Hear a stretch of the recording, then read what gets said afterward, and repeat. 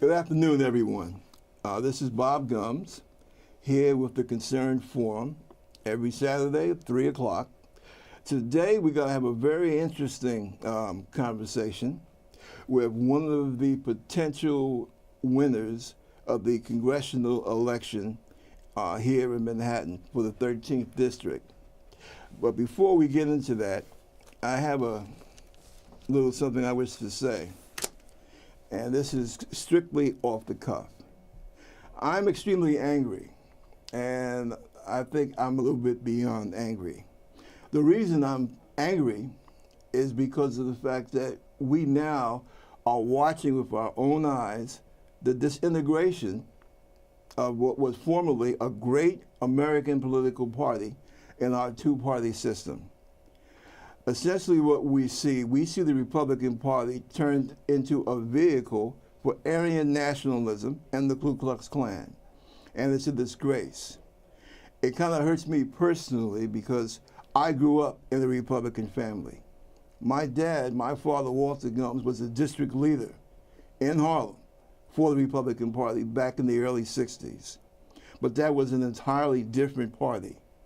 It seems it was another lifetime in another country.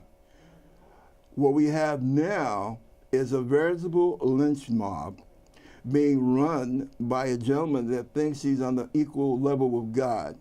That gentleman is none other than the infamous Donald Trump. But there's enough blame to go around in the creation of Mr. Trump. The media, they have blood on their hands. The Republican Party definitely has blood on their hands. And believe it or not, we progressives, we Democrats, we have a little blame for us also. Why do I say that? Because for the last 7 years, too many of us, even up to the White House, have laid down when we should have been fighting. And because of that, the bully in the schoolyard always picks on the kids that he knows won't stand up. And that's the problem. And that leaves the standing up in the hands of your regular, decent Mary and Joe. And unfortunately, that's what happened in Chicago. When are we going to stand up as Americans and start looking at the facts?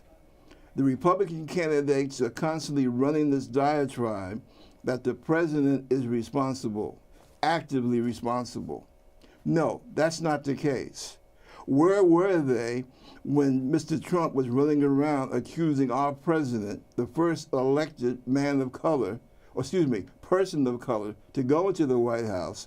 Where were they when Mr. Trump was accusing our president of being born, Kenya, the Middle East, every place except for where he actually was born? They stood by and did nothing. And as a result, they gave Mr. Trump credibility, especially with the uninformed levels of our society. It's time to stand up. It's time to think. Now that I've said that, today we have a very interesting show. We have Mr. Clyde Williams, who is running for Congress in the 13th District, basically the old Adam Clayton Powell District. Because we know Charlie Rangel, my fellow veteran, who has served us for so many years, is leaving the seat. He's retiring. And now we are at the part, comes the part where we have to decide who will pick up that mantle. Mr. Williams, it's good to have you here. Could you tell us a little bit about yourself? First of all, Bob, thank you very much for having me here. I appreciate the invite to come on your show and have the ability to talk to people directly about who I am, why I'm running, and what issues are important to me. Let me talk a little bit first about the comments that you made in reference to Donald Trump and the Republican Party. I agree with you in reference to it's become a circus. And you have an environment where people are not really talking about issues. And I think that's why you see the level of discontentment with politics on a national level that we see, I think, on both sides of the political aisle. That's the reason why I think Donald Trump has come to the forefront. It's the reason why I believe Bernie Sanders is doing better than I think people would have anticipated. But I also see that same level of discontentment within the Congressional District 13. I see that people are interested in someone who they believe are going to fight and protect their issues and do what is necessary in order to improve their lives. And so your commentary at the beginning of the show is extremely important because I think it dovetails into what people really want, I think all across this country, which is real change. And change for the reasons of doing something to really improve people's lives in a profound way. So let me tell you a little bit about who I am and why I'm running and what issues are important to me. I was born and raised in Washington, D.C. I grew up in Southeast Washington, D.C. in Anacostia, a community that was not very different than Harlem was 30 years ago. My father died when I was 3 years old, so I have no recollection of my dad. My mom was my alpha, my omega. My mom was the person who told me no matter what happens in life, you have the ability to do better. My mom was a school teacher for 25 years. At times, my mother had to work 2 jobs in order to meet ends meet. Again, which is not uncharacteristic of many people who live in Congressional District 13. At one point, my mother had to move in with my Aunt Gwen, who technically was not my blood aunt, but she was a person who did more for me than anybody other than my mother growing up. So we moved into a 1-bedroom apartment, and we lived 10 people in that 1-bedroom apartment because we had to make ends meet. Again, something that's not very different from what you see a lot of people doing right now within Congressional District 13, parts of the Bronx, Brooklyn, just people trying to survive overall throughout New York City. I graduated from D.C. public schools. I went to schools that did not prepare me for the high school I went to. My mother paid a woman's electric bill to send me out of Boundary to the best public high school she could. I struggled and always tried to play catch up when I was in high school. And so I know what education inequality is, again, firsthand because I've lived it. I went to Howard University in Washington, D.C. I dropped out of Howard University twice because I did not have money to pay tuition. And so once again, when people talk about young people struggling in order to pay for college, I know what that means firsthand. When I dropped out, I worked jobs from being a dishwasher to being a waiter to cleaning buildings at night. And I tell the story when I used to clean buildings at night. This was a building that was right off Connecticut Avenue in Washington, D.C., which is downtown. And it was a law firm. And years later, I go back to that same building last summer to talk to one of my good friends, a guy by the name of Abby Lowe, who's one of the most prominent attorneys in the United States. And the same building I'm there talking to my friend to is the same building I used to clean at night. And so my life has sort of come full circle when you think about that. After graduating from Howard, I interned on Capitol Hill. I also worked for the D.C. City Council, a guy by the name of John Wilson, who was the chairman or president of D.C. City Council. After that, I worked on Bill Clinton's re-election campaign in 1996. I went all over the country doing whatever was necessary for the campaign. After Bill Clinton was re-elected, next thing I know, I'm working at the White House. After that, at the end of the Clinton administration, I was Deputy Chief of Staff at the U.S. Department of Agriculture, an agency that had more than an $18 billion budget at the time and more than 100,000 employees. It's an agency that's responsible for the food stamp program, the WIC program, and the National School Lunch Program, which feeds more children every single day than probably any program in the country. Something like 91% of all the kids that live in Congressional District 13 that go to public schools receive lunch through that program. And so once again, I know how public policy can have a real impact on improving people's lives. At the end of the Clinton administration, Bill Clinton asked me to come to Harlem with him. I remember reading about Harlem when I was a child, the book is Simple by Langston Hughes, and how important that community was, what it meant to people. And then when I came there, I remember seeing how it was decimated, particularly on 8th Avenue from 110th Street up to like 122nd. And so it was great to have the ability to come to Harlem with Bill Clinton. It was great to get to know the community. It was great to be a part of a community that I always read about. And so coming up here and living here in 2001, my wife and I decided to live in this community by choice. We're proud residents of Congressional District 13. We're raising our 2 small children in Congressional District 13. We have great friends and people who we consider family who have made that community, I think, what it is today, which is a vibrant community that is very diverse. And the most important thing for me when I think about the community and what I want it to continue to be, I want to make certain that those long-term residents who've been living there 20, 30, 40 years still have the ability to live there. And that's under assault right now. You see people being pushed out of the community. And that shouldn't be the case, particularly when people were there through difficult times when no one else was there. Wow. And so I get that. And for me, I had the ability to work on issues for President Clinton in Harlem. I created the Harlem Small Business Initiative program. There's a store called Harlem's Heaven Boutique. I think now it's called Harlem's Hat Boutique. Yvette Petty. Matter of fact, I was looking in the New York Times the other day, and there was a spread for her in Barney's magazine. She said if it wasn't for that program, she would have been out of business, and she's been in that community for almost 40 years as a business owner. Yeah. I think about the fact that I sit on the board of the MAC AIDS Fund, and I think about how much money we brought into community to fight HIV/AIDS through Harlem United and other organizations. I think about the fact that I've worked with people in the community to do things in reference to cleaning up parks within our community. I had Cy Vance, who's the district attorney for Manhattan, come to my home, and we sat down with 60 residents and talked about public safety issues and how we can make our community better for everyone. I worked with a very good friend of mine named Tony, who started a GED program at T&O Towers in East Harlem to make certain we try to get educational opportunities for people. When I worked for Bill Clinton, we also started a program with a partnership with the Princeton Review to give free test prep programs to kids in Harlem and the Bronx and all across the United States. I worked on expanding the Earned Income Tax Credit, which is extremely important to poor people in that community, and which probably puts more money back in their pocket than any other program through tax returns. I look at an organization like Strive, which does job training for some of the most at-risk people within our community. I was on their board of directors, and also made it possible for Rob Carmona, who was the president at the time, to actually go to the White House to a roundtable discussion and sit down with President Obama and talk about workforce development and how it is we improve our community. And so those just give you some examples of some of the things I've done in the community and make it clear that I'm deeply vested in my community and I care about it. And when I look at where our community is headed today, I think there's several things that are important that we need to address. One, more than 30% of the people who live in the congressional district live at or below the poverty level, and they have been living that way for decades. Yeah. And I think that's a bad situation that we need to address. I look at the fact that Governor Cuomo put out a report in 2015 that talked about failing schools all across the state. Several of those failing schools are in our congressional district and have been failing schools once again for decades. I think, Bob, that you were telling me that you are a disabled vet.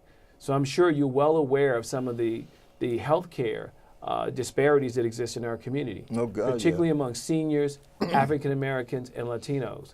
And yet we have two of the best hospitals in the country within our congressional district, from Mount Sinai to Columbia University Hospital. And then we have other hospitals in our community. I think they're doing great work, but they're struggling because they don't get a lot of funding, like Harlem Hospital or a Metropolitan Hospital. And so these are the kind of things that I think are important that I like to address as a congressional member. Right. The other thing I think that's probably the most glaring issue is affordable housing. When I stop and think about the fact that, as I said earlier, long-term residents who've been there much longer than I have are being pushed out of our community, I think it's an abomination. I look at the fact that rents have increased more than 90% in Central Harlem in a 10-year period, 60% in the Bronx in a 10-year period, and 75% throughout New York City in a 10-year period. That bothers me. That means if that trajectory continues to happen, there's no way in the world that probably the majority of people who live in that congressional district will be living there 20, 30 years from now. You can't have those kind of rent increases at that level on a continuous basis and people have the ability to stay in their communities. And the thing that I find most disheartening about it is when I look at people who are running for this very congressional seat, like Keith Wright, who's chairman of the Housing Committee in the Assembly, and I look at Adriana Espiat, who sits on the Housing Committee in the Senate. They should have done something about this. This is a problem that they know that exists. And ever since they've been sitting in Albany in these housing committees, we've lost 100,000 affordable apartments within New York City as they take more and more money from special interest groups. And that needs to change. So those are the things that are important to me. That's who I am. Mr. Williams, let me ask you something, because you hit on a couple of things. First of all, when we talk about education, now, how do you feel? Many people here in this community have a problem with the way the whole charter school business is being done, because they have the impression that the charter schools are basically sucking the resources away from public education here. Now, what do you think about that? How do you feel about this whole charter thing? Well, this is how I feel. I don't think that any charter school in particular is perfect or a panacea to all our problems. Just like we have some traditional public schools that work well, there's some charter schools that work well. I think the real debate should be about figuring out what works well in both and figure out how we bring those things to scale. As I said earlier, Governor Cuomo put out a report that showed failing schools all across the state. As I said, several of those failing schools were in Congressional District 13. Right. I don't think that anybody should have to go to schools that do not educate them. And again, these have been failing schools for decades. Our children deserve better than that. And, you know, for a lot of kids, they don't have any other options other than to go to the failing school down the street. You know, one of the things that, you know, I find, it's to me, I think it's more of a feeling that that you find when you talk about the kids in public schools. There seems to be a sense of hopelessness in our community, where school, at best, is just something that you have to do. The fire in the belly about acquiring an education, and other people have pointed this out as well, seems to be lacking. And one gentleman I know who's an author and an activist, he made the point that he feels it's something that you have to look at holistically. It's not just the fight between the charter school and the public school, because he feels that the whole thing is kind of geared on the part of some people to hit teachers. In other words, teachers' unions. That the whole charter thing is like a war between private sector taking over education and the teachers' unions trying to clamp down on, you know, freedom, or however you want to express it, for public school teachers. How do you think about that? Well, first, as I said earlier, my mother was a public school teacher for more than 25 years in Washington, D.C., and a member of a union, a proud member of a union. And I think unions serve a real purpose within our society. Unions are responsible for a 5-day work week. They're the reason why we have health care, the reason why we have paid leave and other things. So they are extremely important to the well-being of everyone in our society, not just their members. But I think the real issue in reference to solving the problem of getting a better education is we need to look at the issue of poverty. Poverty is a profound issue in reference to holding people back, I think, in receiving a quality education. Right. I think there are several ways we need to look at it, and I think there are things we can do. One, these are things that I think about as far as solutions as someone who's running for Congress in this congressional district, which is why I hope people will support me, because I have the best ideas. And one of the things I think is we need to start making education something that we value, that we think is something that's extremely important to our well-being and our development. And one of the ways I think of doing that is starting educating our children much earlier. Our children typically, if they're black and brown, are much further behind in their counterparts who are wealthy or people who are white who are more affluent. Right. And so I commend Mayor de Blasio for starting the pre-K program, but I have something called pre-care. I like to use one of the most underutilized resources in the city, which is our public library system. You go in there in the winter, there are a lot of people sitting there, a lot of them are homeless, trying to stay warm in the winter, and I understand that. But why not reconfigure our library system for the 21st century? For lack of a better term, make part of it a daycare center, where we can send our kids in there at 2 and 3 years old, get them used to reading, get them used to knowing their alphabets, their ABCs, their colors, their shapes, all the things that are important to growth and development. For a lot of poor people, there's several things. One, they may be working 2 jobs. They don't have the time to really sit down with their kids the way more affluent people do. 2, more affluent people just read more to their kids and do more with their kids interactively to get them stimulated. And I don't think that poor people should be penalized for being poor. And so I think government has a responsibility to figure out how we do something to change that trajectory. And that's one of the things I would do, is start educating our kids at 2 and 3 years old in a program like that. The other thing I think it would help with, poor people spend disproportionately anywhere from 20 to 25% of their money on daycare. That's huge. Why not have a sliding scale where you would spend less of your money compared to going to spend 20 and 25% somewhere else to do it here at a public library system? Public libraries need to make more money. Right. You have a sliding scale, bring more resources into the public library system. And I think it's a good opportunity also to bring more unionized jobs for people who could work and interface with those kids much earlier. The other thing I think we should do is, disproportionately, there's money out here called Title I money for education, federal money. And there's a disproportionate number of kids within Congressional District 13 that actually would qualify under that Title I line item. And so for me, you look at the fact that probably across the city, 18 to 19% of the kids receive Title I funding. In our district, I think it's about 39%. So we have much more of a need for more Title I money, and that's something I would fight for in Washington, D.C., to bring more Title I money into the district. And that's money that's used for kids who are considered poor, who have special needs and issues that need to be addressed. Right. The other thing I would do is the Title III money, when you have money that you use for dual language. There are a lot of people that live in the congressional district that need additional resources because they speak another language other than English. And again, these are people we are responsible for and that we need to figure out how we educate them. So once again, I would go after additional funding for that program. And let me just say one other thing I would do on the education front. And again, you got to remember this. Most of the money for education comes from state and local government. 93% of that money. That's where it comes from. Right. And so state and local governments are much more responsible in reference to educating our kids than the national level. But we all share in this. And we all need to do better. And we all need to do something different. The other thing I would do is I would have something I call universal after school. Most kids get in trouble right after school between 4 and 7 o'clock. And so I would have universal after school programs where we teach them the arts. We help them with their homework. We teach them science, technology, engineering, and math.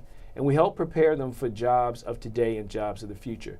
So those are the things I would do on the education front that I think would be very different, and I know are very different than anybody else who's running for this congressional seat. How do you feel, and this is something that's been spoken a lot about lately, and it really needs to, because it really, down in your way, when you were in D.C., I'm quite sure there was a problem down there with that also. And I refer to this mass incarceration of what's happened to communities of color. Now, how do you feel about that? Well, I think we made a huge mistake in our society under mass incarceration across this country.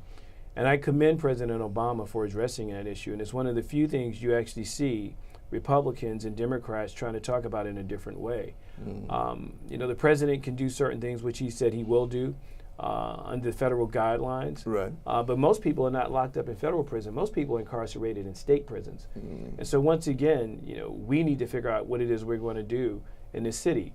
And when you look at the fact that a lot of people who live in our congressional district are ex-offenders, and I commend Governor Cuomo for years ago trying to put money back in the budget to keep education programs in prison. Unfortunately, Republicans blocked it. And unfortunately, once again, people in our community didn't do anything to put the money back in there who could have had the ability to do so.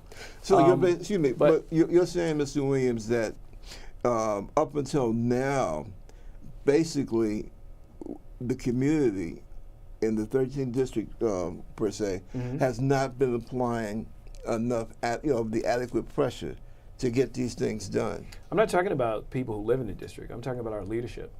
Okay. So it's a very different thing. Okay. People who represent us, their job is to fight for our needs. And as I said earlier, too often within our community, too many of our elected officials are more concerned about representing the needs and the interests of special interest groups than they are the people who voted for them. And I said it to you earlier. I gave you a perfect example on the housing. We've lost more than 100,000 affordable apartments in New York City as people who sit on the housing committee in the assembly and who sit on in the Senate are getting more and more money from special interest groups to fund their real re-elections. estate lobby, Yeah, so we need to be clear about that. But let me go back to your question about mass incarceration. It's been proven time and time again in education, even people who receive an education in prison, that they're least likely to come back through the criminal justice system if they have the ability to get a quality education. And that's one of the things I think that's extremely important, that we bring those kind of programs back into our prison systems on a national level and on a state level. And like I said, that's why I commended Governor Cuomo for trying to do that. I look at an organization like the Vera Institute, which is always has been out in the forefront talking about criminal justice, actually run by a good friend of mine, Nick Turner. This is an organization that does nothing but try to figure out how it is we promote ideas that are important to stopping people from going to prison and how we help people in prison. I commend Cy Vance, as I said, he came to my home and met with 60 people to talk about how we try to keep people out of the criminal justice system, particularly young people. I look at what Cy Vance is doing with a lot of the forfeiture money that he has, to try to figure out how we keep young people in particular out of the criminal justice system. I commend him. I commend all the people who live across the city, and particularly in Congressional District 13, who have programs in public housing that are trying to figure out how you help kids again before they get in trouble. I commend programs like Strive and others that deal with workforce development and actually do job training for ex-offenders to try to make certain they get back on track. And so as a member of Congress, I would fight diligently to make certain we bring more resources to the table to educate people who are ex-offenders and keep them from returning to the criminal justice system, which we know does nothing but to undermine all of us in a society every single day. Now, as you just said, as a member of Congress, looking at the national and international view. Now, one of the things that we have, among a whole myriad of things, one of the big ones is this propensity. And the Democrats, we're not as bad, but Republicans have really gotten us spread out around the world in the various military adventures, taking, first of all, lives, second of all, our material treasure. Now, as a member of Congress, as a potential member of Congress, what would you try to do to slow this constant drumbeat? Okay, the Treaty with Iran, the Republicans want to tear it up if they take over the White House. The relationship now, the new relationship with Cuba, they want to stomp on that. I mean, my God, they're even attacking the Pope. As a potential member of Congress, how do you feel about all of that, and what do you think you could do to try and bring some light into that darkness? I think too often in our society, people take for granted that it's easy to go to war. And because there's less than 1% of the population in America that actually fights in any of our wars, I don't think people understand the impact of it. You have people in our society who've been deployed anywhere from sometimes 5, 6, 7, 8 times. Yeah. That's not right. It has a profound, I think, impact on your psyche and your well-being. And anybody who is willing to put their life on the line for this country, I commend. I admire any veterans of any war, any situation, because these are people who are fighting for our liberties, things that a lot of us take for granted every single day. And so for me, I would not take this lightly, my responsibility to be able to have a vote to send people to war or not. I give you an example, Syria as an example. Yeah. It has destabilized an entire region in the Middle East. I'm not one to say we should put boots in the ground. We have special forces there helping people, but we are giving money to the Jordanians, to the Kurds, and other people who are willing to do what's necessary in order to fight on the ground. I think we as a country have to realize we cannot be the police to everyone in the world. Our number one concern should be making certain that we safeguard our country, which is our responsibility. It's the responsibility of the commander-in-chief, whoever the president is, the responsibility of all of us. That's something we should not take lightly. But we have to be very strategic about putting people's lives at risk on any given day. And I think too often people take it for granted and they take it lightly. I look at what happened in Iraq when they said we had weapons of mass destruction. And Saddam Hussein had weapons of mass destruction. We go there, they have none. We never found anything. So that false pretext that we went to war for and that people died for is something, again, I don't take lightly. And so anything that I would do as a congressional member, I would really do my homework. I would really think long and hard about the impact it has on real people every single day. I think too often people get in Congress and they forget that these decisions do have a real impact on people's lives in a way I think that they sometimes don't think about. And that would be important to me because I don't want to do something and not have really given it full consideration of the impact it has on everyone.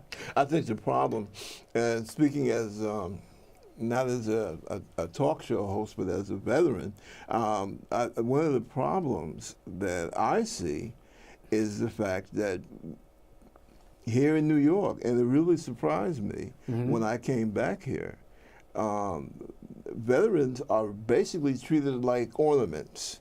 I mean, I could say other things, but we'll keep the intellectual level up somewhat. But it's a horror story. And what has happened to the Veterans Administration, that indeed is a horror story. We really don't have a Veterans Administration, okay, in terms of what it was. Right. We have a situation which I think, to me, I think it's a very, I don't want to, dangerous to the people involved, highly unfair. You have a situation where you have these private actors grabbing city money, state money, federal money, supposedly for veterans programs, and they are so misused, mishandled, and as I see that you're very committed in terms of housing and health care, and that's great. I like that, and you actually have some type of plans to deal with it. But you do know that a large amount of the adult men, and now, because we're talking like within the last 30 years, the amount of women, especially of color and working class whites, are the ones that you see out there in the streets homeless, are the ones that you see constantly in and out of hospital emergency rooms.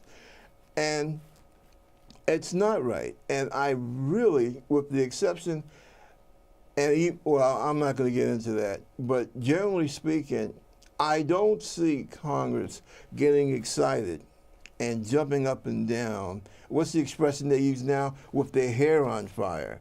I want to see some hair on fire on this issue because it's not right. And as you say, people, they don't understand what veterans go through, all right? And the fact that you have elected officials that they're so willing, especially on the other side of the aisle, they're so willing to commit us to, these engagements, and they don't stop and think about the cost. Bob, as I said earlier, I really feel strongly about veterans and them putting their lives on the line every single day to protect our democracy, to protect our republic. And it's something, as I said earlier, I would not take lightly. When somebody has put their life on the line, I think we have an obligation and a responsibility to do what is necessary to make certain we take care of that person, particularly since we've given them, like I said, tours of duty 5, 6, 7 times. It has a profound impact on you as a person, about how you see yourself, about how you live your life, but also it has a profound impact on your family. And so, again, this is an issue I would take very seriously. I think the president has taken it seriously. He's admitted there were problems at the Veterans Administration. He's tried to address those problems, and there's much more that can be done in order to make it better. And I would definitely, and I can assure you, and all the veterans who may be watching your program, that no one would fight more diligently than I would to try to do what's necessary to improve and help them to live a productive life. That also, the subject of veterans, also kind of dovetails into something overall.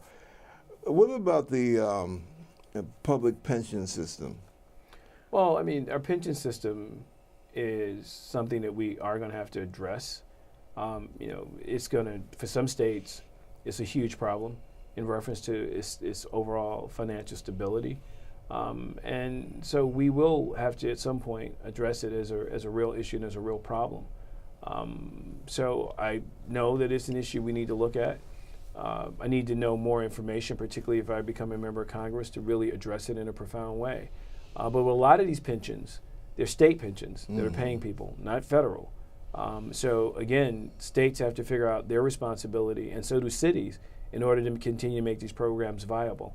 Yeah, the thing about that is, from my way of looking at it, that right, it starts off being a city and a state issue, but eventually, as a court of last resort, there's going to be a knock on the door of the federal government, because some of these situations with these pensions have gotten so bad. And I was writing and I was looking at the amount of people who don't, in this country, we have a huge amount of people that don't have a retirement plan per se. And by the same token, just as we have more and more people that are going to need to depend upon Social Security as one of their probably sole source for retirement, on the other side of the aisle, you actually have folks that want to privatize Social Security. Now, how do you feel about this privatization? If we didn't privatize Social Security, we'd be broke. So that's just simple. It's very easy to address. I look at Social Security, Medicaid, Medicare. These are extremely important programs and time of programs that impact a great number of people in our congressional district. To give an example, the former Secretary of Health and Human Services, Kathleen Sebelius, right, she came up to do an event with me in East Harlem about 2 or 3 weeks ago. We went to Kasabe House in East Harlem, Al Barrio. We were talking about the issue of Medicare and Medicaid and how it impacts people in the community. To give an example, the congressional district has 700,000 people in it, more than 700,000. Right. So it's as big as Washington, D.C., Miami, and Boston, those cities. So that one area, we bring $800 million into it. There's more money we leave on the table every year that we could be bringing into the district to deal with a lot of our issues. And those are the kind of things I would like to undertake as a person who's a congressional member. Right. And so there's so many people dependent upon it. And so it just gives you one example of like someone who's willing to work with me and come to the community to show that this is the issue we need to address. To give you another example, this upcoming Tuesday, and I don't know when this show airs, but on the 15th, right, on the 15th, we're going to be doing an event in Inwood, Washington Heights. Why? We're going to have Sam Katz, who was the White House executive chef and who started the Let's Move program with First Lady Michelle Obama. He's going to be doing an event with us about health and wellness. And this is an important issue for us because we know all across the congressional district, you have stores that have closed, such as Pathmark on 125th Street. It was associated that people were trying to close in Washington Heights, and we have food deserts, and we have other issues that we need to address. And so we're going to continue to bring people into the district that can help us talk about these issues and bring them up in a profound way. Not to put you off track, but you just mentioned something. Now, I don't know, maybe I'm wrong for even bringing this up, but I've been noticing when I'm out there trying to, shopping, and I'm not good at it. I'm a typical widower right now, so I'm not really that good at it. But I look at the prices on food, and I ask myself, is this some type of scam or gimmick? Why should some of these articles, a pack of hot dogs, what, $8? And I ask myself, how in the name of God do we expect working class poor people to continue to eat? Our seniors and more. Think about it. Is there something you think Congress could do? Well, I think there's several things. First, Congress already has a program. It used to be where all the legislation that was part of the Farm Bill was tied to food programs. Under Republicans, they've sort of separated them.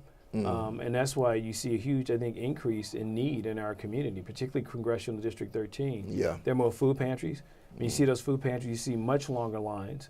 You see seniors that are lined up in those food pantries, which again I think is a bad thing for us as a community. But to give you an example of how I think we try to deal with something that puts more money in people's pockets. A lot of people say, well, we support the $15 an hour wage. Everybody does. I do. That's not an issue. Right. But even if you have making $15 an hour, you still can't afford to live in your apartment if it's going up 90% in a 10-year period. So unless somebody does something to help us figure out how we solve that problem of affordable housing, it's still going to be a problem. But let me tell you what I do on a couple of fronts. One, for seniors. I think that, seniors have not had a cost of living adjustment in 2 years. That's right. I think that what we need to do is we should, because it costs so much more to live in New York City compared to Alabama, Mississippi, North Dakota, South Dakota. Yeah. Everybody gets the same cost of living adjustment across the board.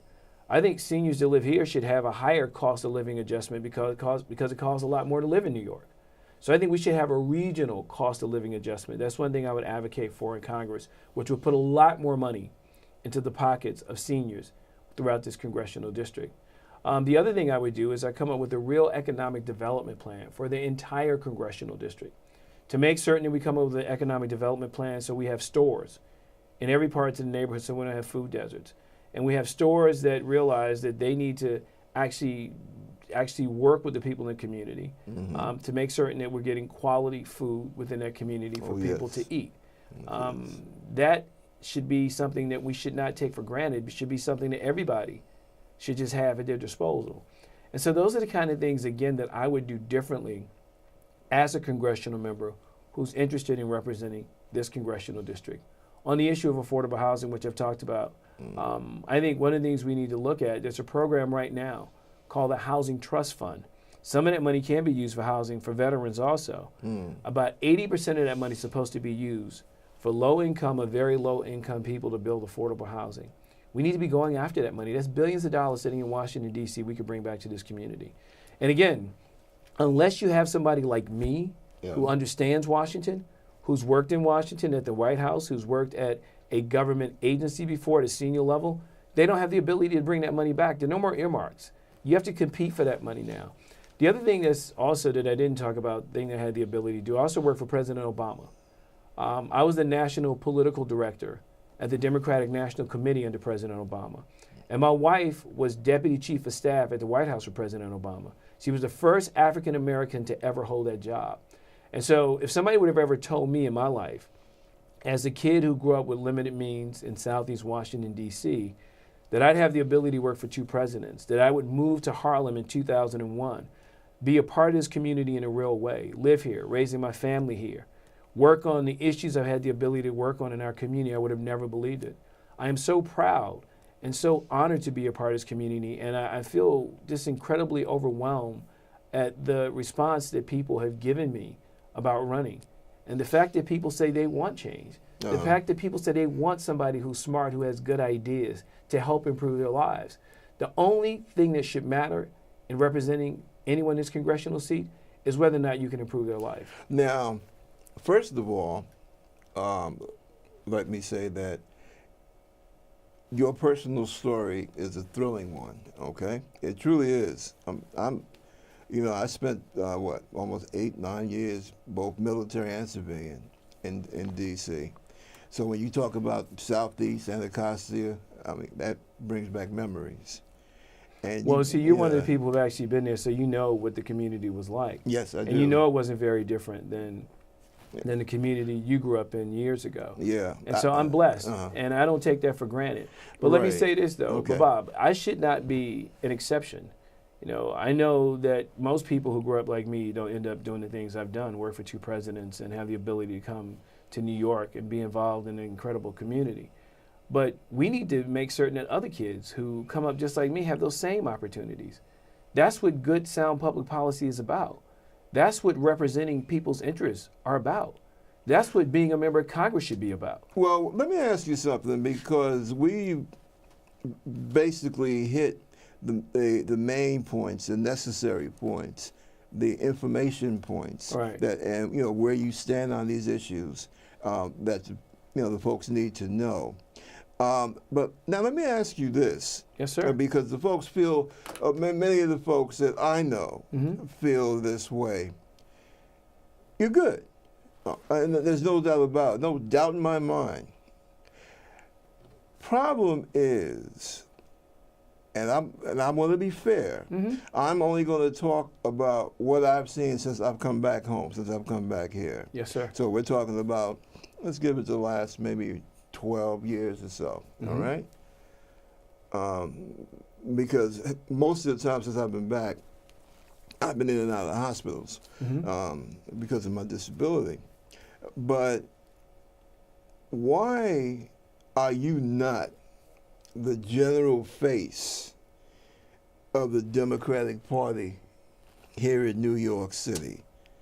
Because I will tell you something, especially among black men, especially among the brothers, we have gotten to the point where we see politics here in this city as, you know, basically just same old, same old.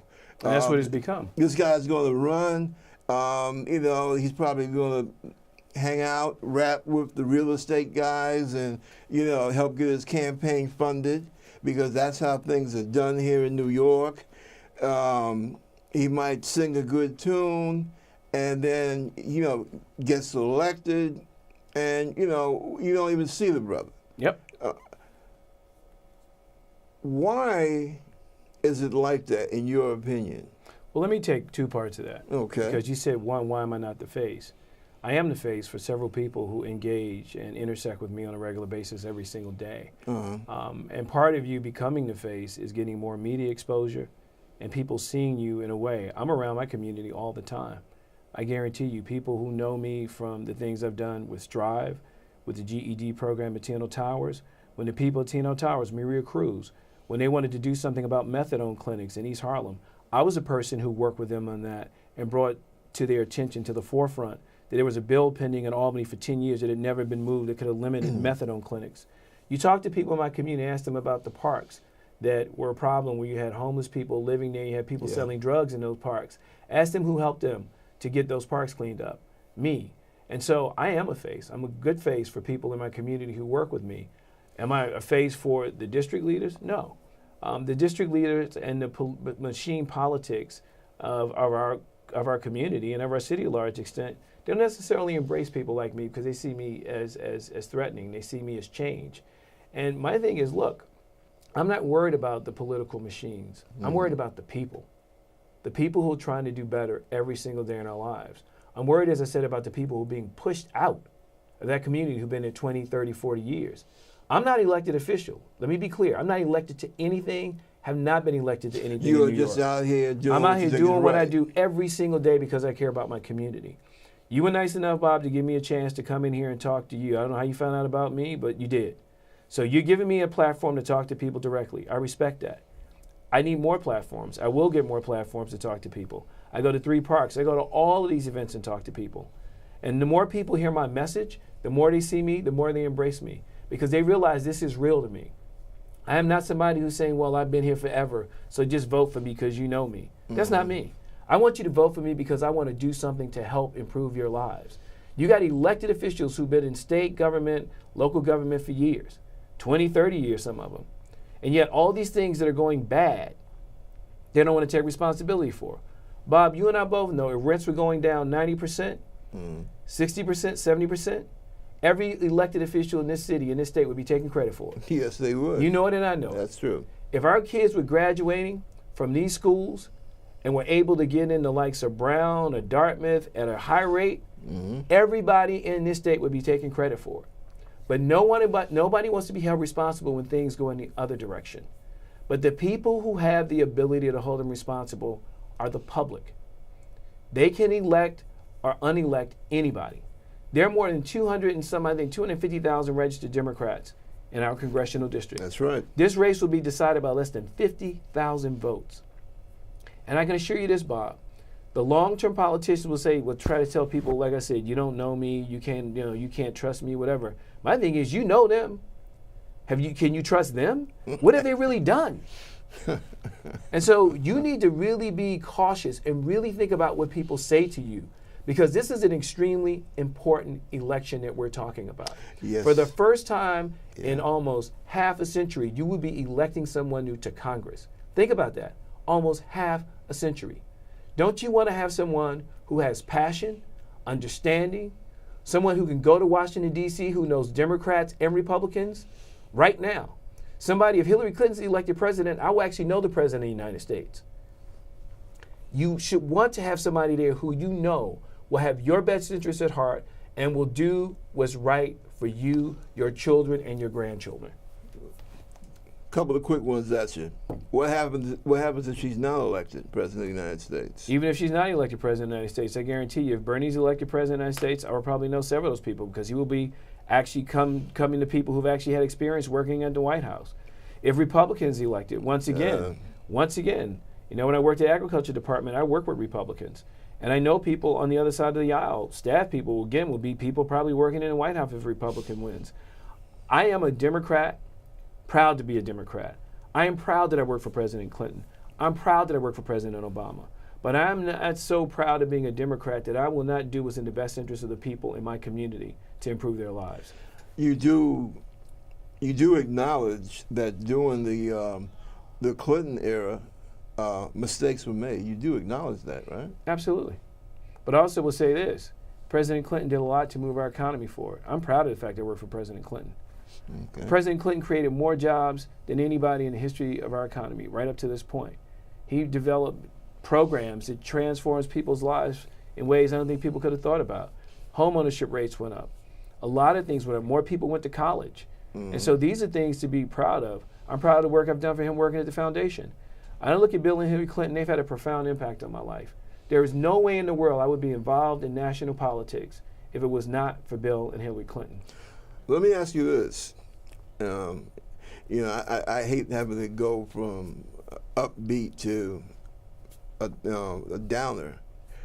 The problem that we have in New York between the community and the police department. Mm-hmm. How do you feel about that? How do you see that it needs to be handled? Not just here in New York, but on a national level. I think most police officers get up every single going to work every day and do what they think is in the best interest of protecting people. Most police officers are good people. That's just a fact. Most of them aren't bad people.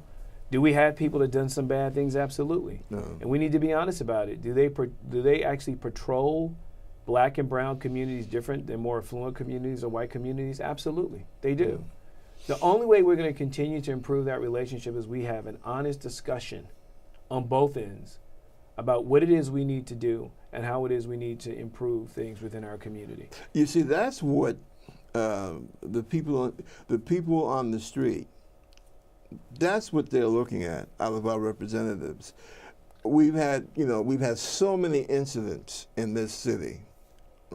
My brother, what was his name? Brother Gardner, where he was literally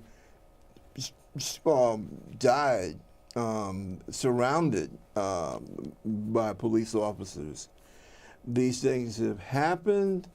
Maybe Al Sharpton will come out and make a statement, something like that, and then we go right back to normal. And then you have a young man killed just for walking out of the door of his house.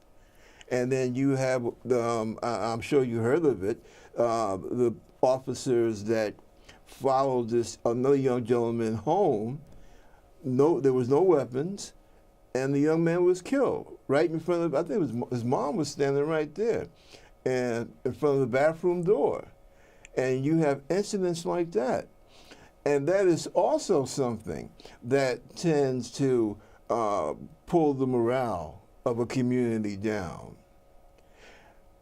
People want to see the people that they elect fighting for them, all right? And that's why I ask you, if you get elected, how would you handle that situation? What input would you try to make in a situation like that? I think the most important thing, as I said earlier, is to have real dialogue, to really discuss what the problem is. I think too often that we have a breakdown in communication between the police and between our communities. And as I said earlier, I think most people get up and go to work with the intent of trying to do what's right, actually protect people in our communities. And those officers that are doing things that are wrong, they should be prosecuted accordingly. Anybody that breaks a crime, no one should be above the law. And that's what our criminal justice system is about. And we need to make certain that if a law is broken, that it's addressed properly by the mechanisms of government. And if I am elected, I can assure you it would be one of the things I would advocate for. Even though most of what happens with the police department is on a city level, I can assure you I will be engaged and involved in everything that impacts my community overall. As I said, I live in my community. I have a small son. Oh, And okay. I look at my son who's 8 years old, and someday he will grow up and people will see him. And I hope they don't see him as they see me. Most of my life, people see me as a threat. I don't want my son to be a part of that dynamic. I hope people will see him and realize he's just a young man who's going through his life, who's trying to find himself and do what's right, and do what's right by people, and I hope people will do what's right by him. I also worry about my daughter, who's 11 years old. As a young black woman growing up in a community where, again, people feel like, maybe you don't have that much to offer them. I try to instill in my kids every day that they have value, that they are no better than anybody else, but nobody else is better than they are. Right. And that you want to treat people the way you want to be treated, and that we need to do right by each other. As I said earlier, the only difference between me, I believe, and a lot of people is I have my mother. Right. My mother was the greatest influence in my life. My mother was the person who really, of any success I've had, I can attribute it to her. And so it's important that I instill what my mother instilled in me in my two small children that my wife and I have, because I want them to have a quality life. I want them to be able to see themselves in a way where they believe that anything is possible, Right. and that they will not be limited because of the color of their skin. And that's why this job, representing people in Congress, is important to me. As I said earlier, I believe that my skills and my background make me uniquely qualified to serve. Yes. And I believe this, and you tell me, do you think I have the knowledge and the passion for this job? You sit here, talk to people on a regular basis, and my assumption is that most people may not come to the table and talk to you about the issues the way that I talk about the issues, because this is important to me. I live them, and I want to do right by people, as I said, and I think I would be great at representing people in Congressional District 13 in this job. While we still have just a little bit of time left, tell me something. Democracy or oligarchy? Where do you think we stand now here in the United States? I don't think necessarily either of the two. I think, again, we are a democracy. There's no ifs, ands, or buts about that. We're a republic when you really want to talk about what we are. We're a republic. I think there's some people who fall into both categories. But as far as our government is concerned, our government, I still think, works. Does it have problems? Absolutely. And can we do things better? There's no ifs, ands, and buts. We can do things better. And part of wanting to make our government do better is I want to have the ability to serve in government and do what's right for this country and by the people in the 13th Congressional District. Well, ladies and gentlemen, here you have it. Mr. Clyde Williams. We've had a very interesting and enlightening conversation. I'm glad you think so. Yes. This gentleman wants to be my congressman for the 13th District. Now, I've also invited a few other contenders who wish to become our congressperson. As of yet, I've only gotten one response back. I wonder why that is. I know everybody is not readily available to come out in the public light and explain their views and their ideas. But Mr. Williams did, and for that we are truly grateful. So we'll see what happens. This is the Concerned Forum. Glad you were with us. Have a good day. Brother Williams? Yes, sir.